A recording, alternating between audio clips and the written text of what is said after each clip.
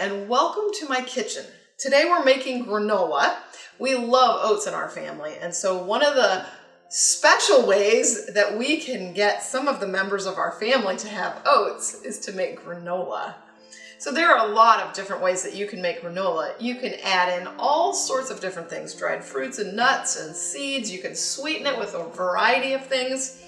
Today I want to share with you a recipe that I have come up with. I have to say, a lot of times I just throw some of this and some of that, but I decided so that my kids could actually make it too, I would write it down. So today we're gonna add 8 cups of oats, whole oats, rolled oats. You can put quick oats in. That actually is one of the things that will help it to be clumpy in the end. We're also gonna put flax meal. That also helps it to be clumpy in the end and stick together. We're gonna put a cup of coconut, shredded coconut. We're gonna put nuts. You can put more nuts. This is just a cup of nuts, and you can mix and match the nuts. You can put one kind of nut. You can add seeds, anything that you want. And then over here, we're going to mix together our liquid. A half a cup of honey, a half a cup of maple syrup, a half a cup of oil also. Now sometimes I cut down on the oil. Sometimes I have done no oil, but I have found that the oil is one of the things that helps to make it light and crunchy instead of really hard to chew. I've also put water in my wet mixture before, mostly just to save some money, but the water is something that also makes it harder to chew and a little more dense. That was about 2 tablespoons of vanilla. Now you can substitute one of those tablespoons of vanilla and you can use maple flavoring or some other kind of flavoring. And then we just stir this around because it likes to separate.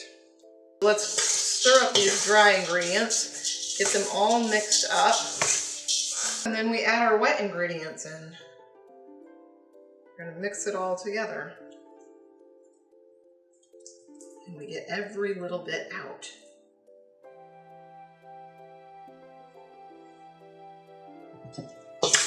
And then just mix thoroughly in your bowl.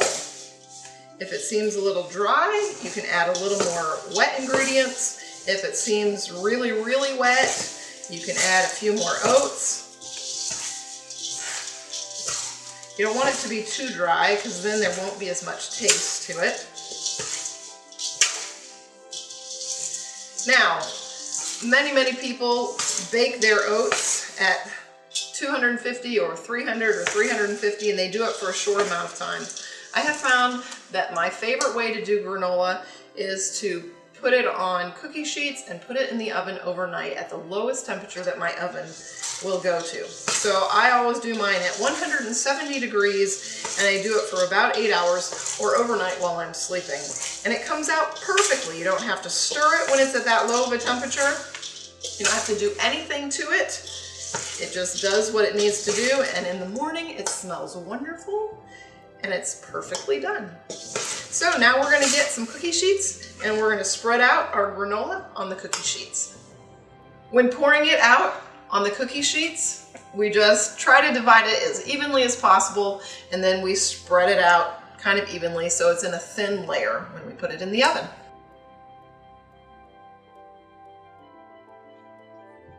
It smells good and it tastes good. It just came out of the oven, so now it's ready for your favorite milk, your favorite fruit toppings. If you let it cool completely and then scrape it from the pan, it's more likely to stay in chunks. If that doesn't matter to you, then you can just take it off anytime. Thank you so much for joining me. I hope you enjoy this recipe. Feel free to like it and subscribe. Thanks so much and have a great day.